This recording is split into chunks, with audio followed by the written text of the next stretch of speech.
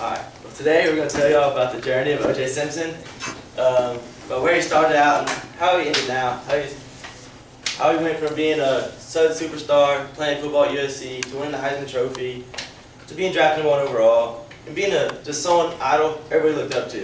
And then nowadays, when you think of O.J. Simpson, he's a joke in society. No one takes him seriously, there's shows about him.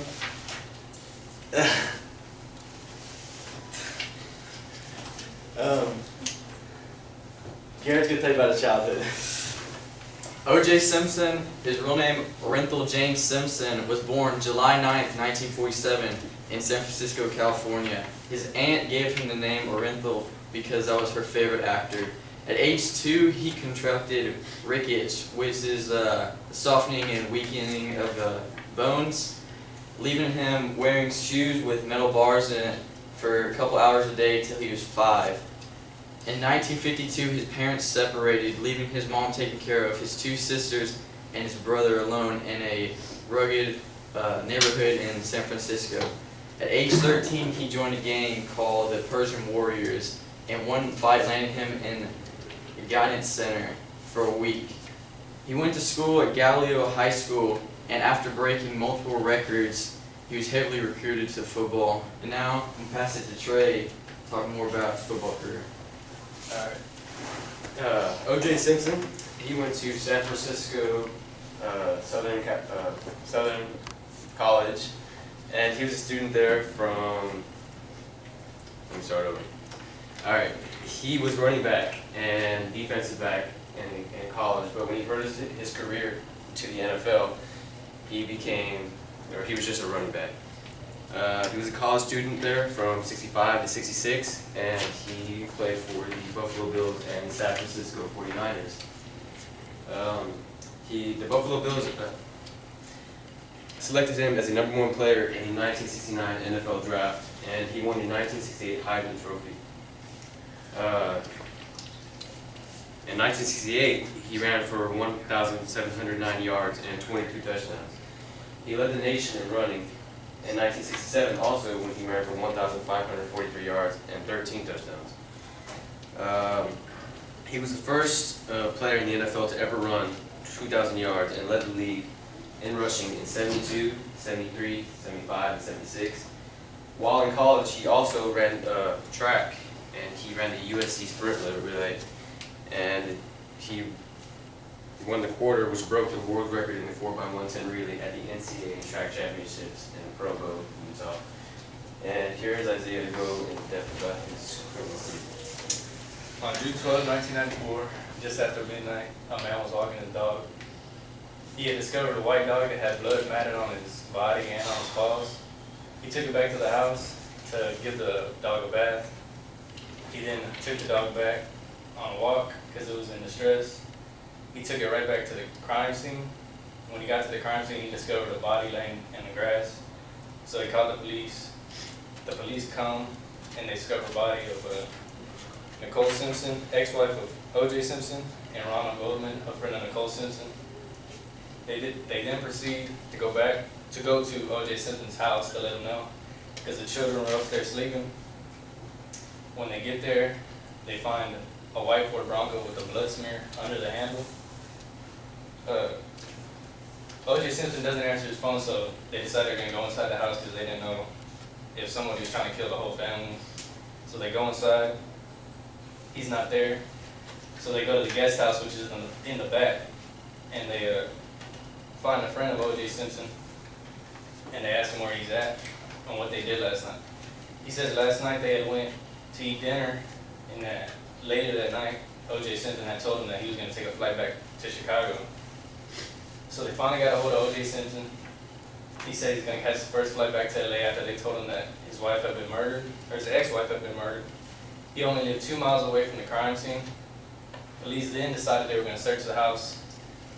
They found a right black glove that had blood on it. The left black glove had been left at the crime scene. They also found some bloody boots inside the white Ford Bronco. When O.J. Simpson got back, they took him in for questioning for 3 hours. He then was released.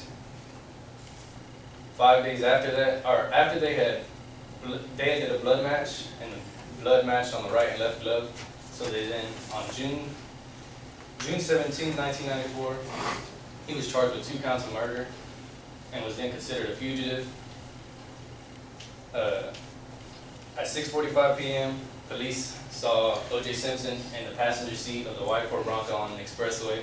He had a gun pointed at his friend's head, and they then led him on a 60-mile low-speed pursuit chase. O.J. then surrendered, and then the trial began. Well, as you know, O.J. Simpson was accused of murdering Nicole Brown Simpson and Ronald Goldman. Now, this trial was the most publicized criminal trial in American history. That's what it was described as.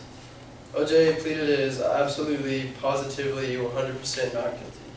He had a team of 5 or 6 lawyers, and the main 2 leaders were Robert Shapiro and Johnny Cran. Now, his defense was that the forensics team mishandled the DNA evidence and it got mixed up. And that also,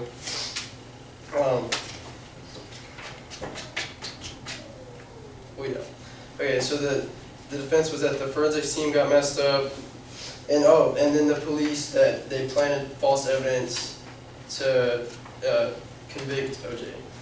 Now, the prosecution thought they had a pretty strong and pretty clear statement that he was the murderer, but his lawyers, which were considered as the dream team, they pretty much convinced the jury that they messed up and that he was not guilty.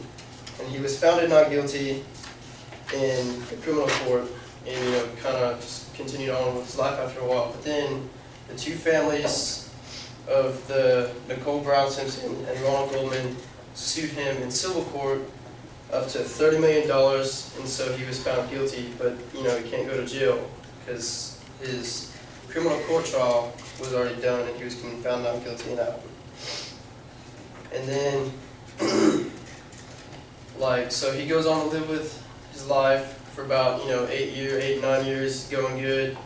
And then him and Clarence Stewart are convicted of 12 counts of robbery, kidnapping, and assault, up to 33 years in prison. They go to jail. The sentencing was 13 years to the day after, the Brown and Goldman murders. So they went to jail, and so everybody's kind of they knew he murdered her, and he got what he got. It was a pretty weird coincidence. It's 8 years the day after of those 2 murders. Now I'm going to pass it off to Bo to talk about his life in prison.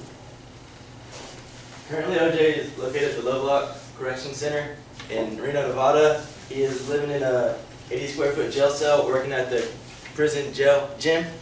He is facing depression and gaining weight. He's also recently been diagnosed with diabetes.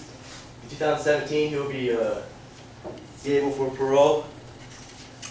But until then, he'll have to face just being in prison and dealing with what he's done. Now that you've heard about child life, murder, and football career of O.J. Simpson, is that someone that you'd idolize?